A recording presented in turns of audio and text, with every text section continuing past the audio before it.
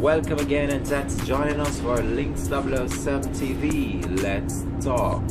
So what we want to discuss on the program this morning is the new Pfizer BioNTech vaccine that was launched in the UK recently, and so far it was given to 2 patients on Tuesday, I believe, and it has triggered some allergic reaction as it relates to those 2 patients becoming ill from it.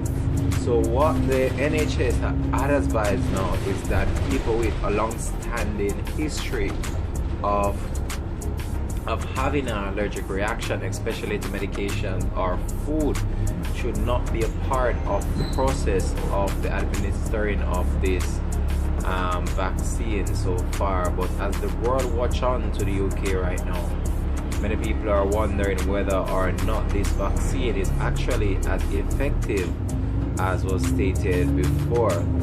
So recently we know that right across the world this coronavirus has bear down on the world and has caused a total devastation of the world's economy, and has so far set back a number of things as it relates to development and economic growth in many sectors of the world. But we also have to just wait and see how this vaccine really plays out. Many people have begun to speculate and circulate certain misconception as it relates to what this vaccine is all about. But as it relates to that, I cannot really speak much on that because there's so much thing out there on social media right now that I'm totally lost for words based on some of the assumptions that are being made as it relates to the vaccine and what it can do and what the authorities intended for it to do. So we just have to just wait and see how this one pan out in that aspect of the vaccine being rolled out. So we're not sure whether or not the government will actually continue with the administering of the vaccine to different patients. And as you know, they have chosen the older age gap in order to administer this vaccine. We're not sure why is that, but many people are speculating and have their own reason and assumptions based on this as well. But I'm not here to really judge the vaccine or see anything negative about it, because it was developed in order to combat something that has been a global pandemic right across the world. And if something out there that can be effective in order to control the spread of this, it would be very good.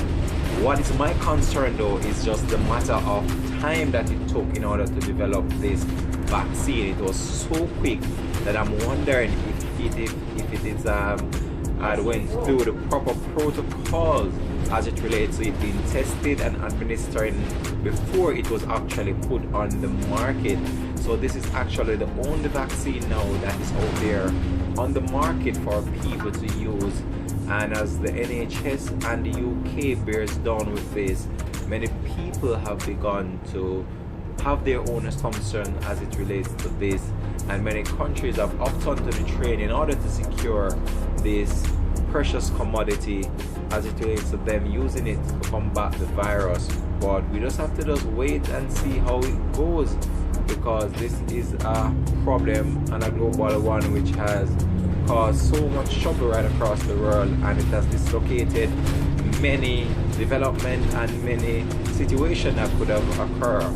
However, just continue to just follow Links 007 TV, and I'll continue just to update you with the latest that I have to bring to you as it relates to the vaccine itself.